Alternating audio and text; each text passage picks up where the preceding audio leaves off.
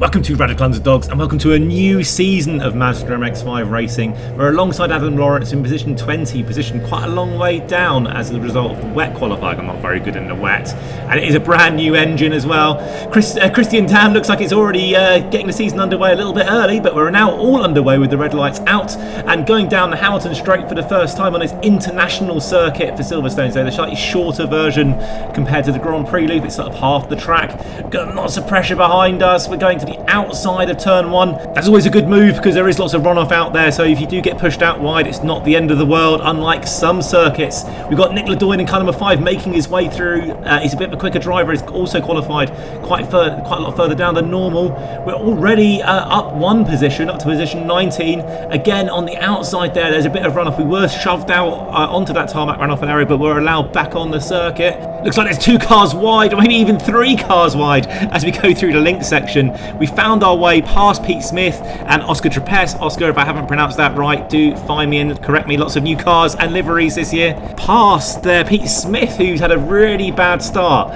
He qualified quite a long way up and is normally quite a quick driver. We've already passed him, and it's lap 1 for halfway through lap 1. Down into Stowe for the first time, round the outside. Again, there is runoff on the outside. If we need to use it, we might do, because we're getting very tight. And we are now alongside up, and we're going to get this position really. We should do up into Vale. Pete looks like he's going to try and make his way through as well, and he looks like, is he going to do it? Not quite.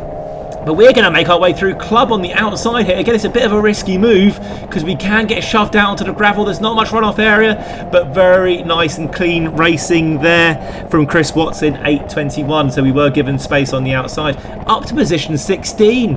That is 4 positions up. We skip ahead part of this lap 2. Lots of cars fighting up ahead, and the slipstream is really powerful at Silverstone. Silverstone International, a really fast circuit. Well, fast for an MX-5. Flat out for much of the circuit, and down on the outside past Christian Dan, and there's cars going. That was close.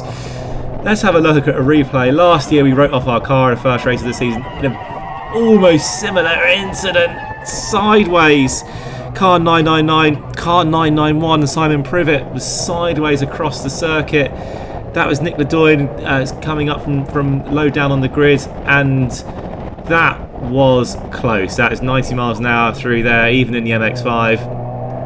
Would not have been good to come together at that point, but we didn't. So let's carry on racing. We have, as a result of that, created a bit of a gap between us and the cars ahead.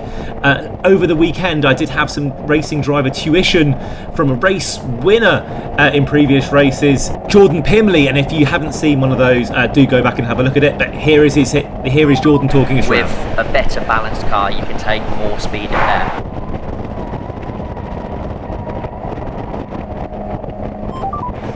Hook it onto the left here, stays close to the curb. You can even ride the curb if you want. Get it slowed down, rotate it on the brake.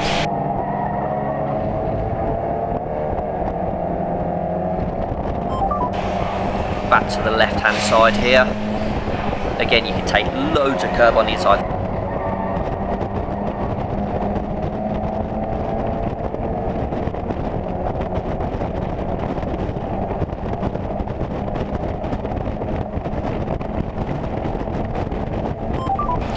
Little turn to bring you away from the outside, and then straighten up, a bit of a brake.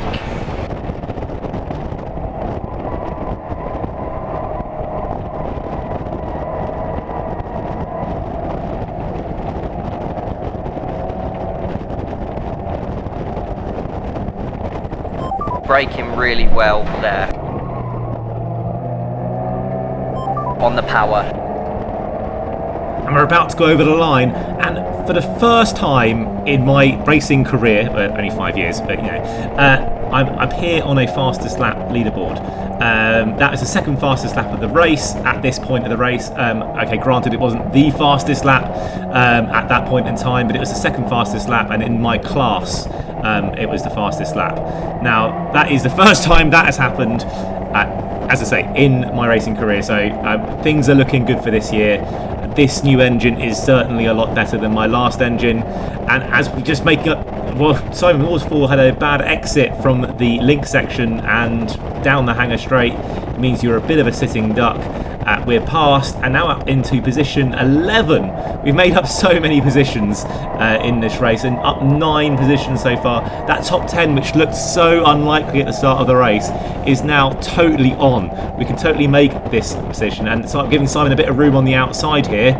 Abby's going to Vale. He's going to try and switch back, but we hit the apex nicely, and there is no way through on the inside. We've got Matt Crozier in his first ever race up ahead of us. He qualified really well for his first ever race, definitely, well, really well generally, and in the wet, and we are all the way, he's in the top 10. We've got Pete Smith, as I say, he did have a really poor first lap, but he's found his speed somewhere. He's found a button to switch on, taking the handbrake off, or whatever it is. He's back through on the inside. We're side by side as we go down to Vale, but he's actually got a much better exit, so we're just actually going to switch back onto the inside. Let's take the racing line, and you can see 1, 2, 3, 4 cars up ahead. We're fighting for position 8 at the moment, which, if you've been watching my videos for the last few years, this is significantly higher, and Matt's going sideways. I did back off there. I know that the racing driver in you should just keep your foot planted when you see stuff like that happen up ahead, and you just sort of hope for the best, but I did, if I'm honest, lift. I didn't really want to smash into the side of Matt in his first race, but we are now, and again he's sideways. It's something to do with the, and again and as we've lifted again, Simon Waterfall said, thanks very much for that, Simon Waterfall, in a new livery car, looking very nice. He said thank you very much for that, and he went all the way around the outside, down into Village. We're going to skip ahead. We're already on lap 8 of this 11 lap race. You can see 1, 2, 3, 4. We're 5 cars now fighting for position 8. I think we're still fighting for position 8. We've got Russell Alley in car 99 and that purple car up ahead as well, and Jordan Head in car number 3, as well as Pete Smith, who's found his way past all of them somehow. I think we missed that bit. And behind us, just to make it 6 cars, got Nick Ledoyen, who is recovering from that accident you saw earlier when we were always... And Matt's gone into 5th gear, not 3rd. And as you can see, lovely picture as we go across the line. Well, lovely for me as well, because I'm ahead. But I did hear his car go into 5th gear when he switched from 2nd to 3rd. That's one of the reasons I stay in 3rd, to be honest. It might sometimes be a little bit slower, but in a race situation, it's so easy to snatch 5th and not 3rd in with these gearboxes. I've done it countless times, and I'm sure we'll do it countless times again, which is why sometimes it's just worth staying in 3rd. We are catching back up on this train. The thing is, this gaggle of cars is now basically set. You can see all the way down at the other end of the hangar straight, the leaders are making their way round, and we're not going to catch them with a couple of laps remaining, that's for sure. I don't think there's really a gaggle of cars behind us that's going to catch us, but if we do fight too much, they certainly will. So going down the hangar straight for, I think only a couple of times left. Up ahead, cars are fighting, which means if we just brake and take our normal lap, we've gone a bit wide. Nick Ledoyen does not need a second invitation. He is down on the inside, outside, wherever we are. I'm not sure where we are now. Going down into Village. He is, into Vale. And he is through. Cars up ahead still fighting. The one facing the other way, that's from the lead group. That's Del Pace, I think, in car 128. That has set Nick Ledoyen back a little bit. He's back into our clutches, but he is actually a faster driver. So let's try and bump him along and follow him through, because we can still get this top 10 position. We're only position 12, so it's only 2 positions to make up, and we're in the top 10, which is the aim for the year. If we can get that in the very first race, that would be great. Matt Crozier's got something to say about that as he comes through on the inside of Farm. He's going to be on the outside of Village. That's probably not going to be a good place to pass. He's going to try and switch back, but we haven't run wide. We've kept it under control. He's going to try again on the outside of the link section. He's not going to find a way through there, and in fact loses the car almost onto the grass. Christian Dan taking avoiding action. They're fighting behind us now. She's going to struggle to come back with 1 lap remaining. It's just so easy to lose a couple of seconds in MX-5 if you lose that toe. Got 4 cars, got at least 3 cars wide into Stowe. Nick Ledoyen making it. There's a bit of contact between Nick Ledoyen and Jordan ahead in car 3. Nick finds his way through. Jordan finds his way slipping backwards a little bit. Are these cars all going to come together, and are we going to end up in position 8? That's certainly on the cards with the way these cars are going. There's certainly contact between them. Jordan's spinning. Almost, he kept it under control. Again, another situation where I sort of backed out, really, rather than keeping my foot in, which again, the racing driver should keep his foot in those situations. And Jordan did, in fact, collect the car up, so I would have made time up there. And as you can see, Del Pace took full advantage. He kept his foot in, definitely, and he just drove round us on the Hamilton straight because he had a much better exit. So we are down to position 13. However, that top 10 is still on the cards. It is the very last lap of the race. What are people going to try and do? We're down on taking the racing line. Got Christian Danny's managed to find his way back, and Matt Crozier, with all that fighting, I said it's going to be difficult. Del Pace has found himself off the track. He's got his way back. He's going to cut across us. Christian Dan had nowhere to go. We did end up, you can see, we braked a little bit harder than normal. Not doing an Alonso from the Australian Grand Prix just recently, but we did brake a little bit harder just because we were going to have Del cutting across us and left Christian a little bit unsighted. And it's almost with wheels on the grass on one of the fastest sections of Club Motorsport. You can't say Matt Crozier is not brave in his first race in MX-5 racing.